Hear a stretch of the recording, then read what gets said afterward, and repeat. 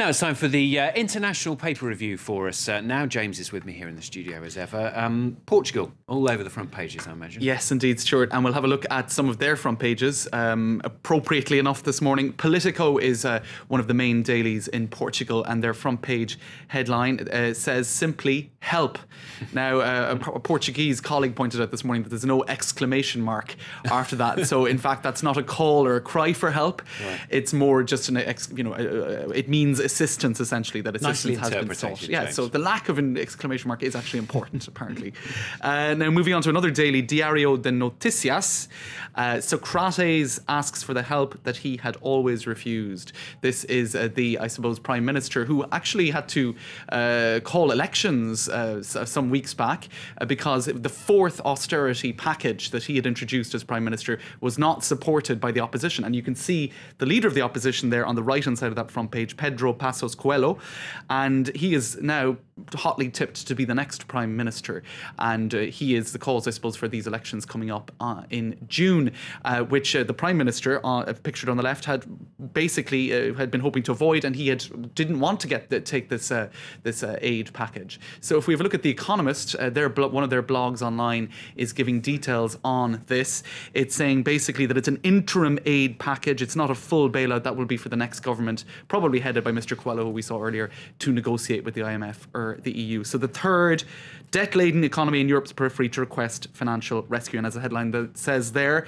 down goes another one after Greece and Ireland. Yeah, very poignant. Another, people put out a really nice photograph, actually. It's a very poignant one in the International Herald Tribune. That's right. They're talking about Portugal as well on the front page, but quite a striking photo on the front page of the International Herald Tribune. That was taken yesterday in Fukushima, first day of school for this particular elementary school student whose name isn't actually given, but he's staring right into the camera. And perhaps what they were going for here is an image of fragility and innocence, because it seems that nuclear power plant is going to pose some problems or some threats for some time to come, according shows life going on, doesn't it? Life going on, and I suppose the fragility of life as well. It's a beautiful photo, I think. It is good. Okay, Ivory Coast, The Guardian. Yes, indeed. They've got a double-page spread here. Desperation on the streets as talks collapse and Gbagbo plays for time. And they say there that yesterday, ministers here in France, of course, France has had a central role in this UN campaign to get rid of Gbagbo.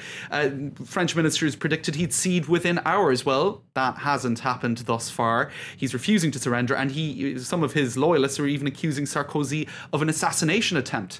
And so they point out that basically France's support of UN airstrikes infuriated Gbagbo, who blames Paris for supporting the north of the country, very much split between north and south, in a 2002-2003 civil war. And the article also paints a very desperate scene in the streets of Abidjan, where it's very, very difficult to get food and water, bank machines are out of cash, rubbish is piling up, supplies are running out. Some have to walk up to 10 miles, apparently, for drinking water. And indeed, they also have analysis in that double-page spread on Ouattara's crucial job as mediator. This is if and when Gbagbo is brought out from the bunker, I suppose. They're saying basically the country has been split between north and south for 10 years. During that time, there have been 2 civil wars. And we tend to forget that even though Ouattara did win that election, 45.9% of the population did vote for Gbagbo. So this is an extremely divided country. Reining in the militias, indeed, will be another big challenge. We saw that in the town of Douekwe on the 29th of March, according to the Red Cross, over 800 people were killed. Ouattara's troops were in part involved in that.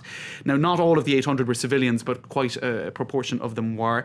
They're also saying in that article that Ouattara does not have complete control over the forces supposedly loyal to him.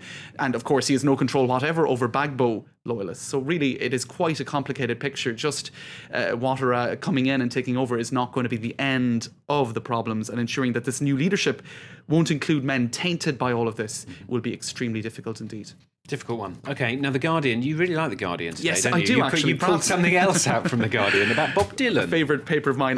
Bob Dylan in China. Now, you were talking about the Chinese artist and dissident Ai Weiwei, who was arrested this past week. Well, oddly, or ironically, in that same week, Bob Dylan, I suppose the original dissident in some senses. Not arrested, we hope. No, indeed. He was allowed in to play Beijing for the very first time. 6,000 people filed in to the Workers' Stadium Arena to hear the grandfather of the protest song, play his first gig in Beijing, and apparently it was quite the night. Although usually Dylan's concerts are vary massively, according to this article. You know, sometimes his songs bear no resemblance to the original. He just changes them utterly.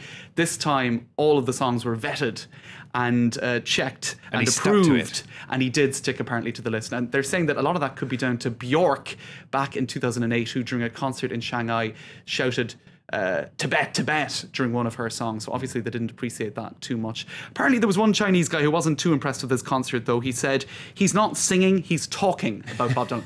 But I guess that's his style, isn't it? Exactly, that's the whole point. James, thank you very much. Thanks, James Creedon there with the International Newspapers.